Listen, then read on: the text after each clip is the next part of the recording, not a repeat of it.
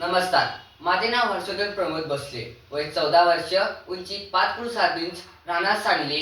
मी बालनाट्य व web series केले आहे. हे माझं प्रोफाईल.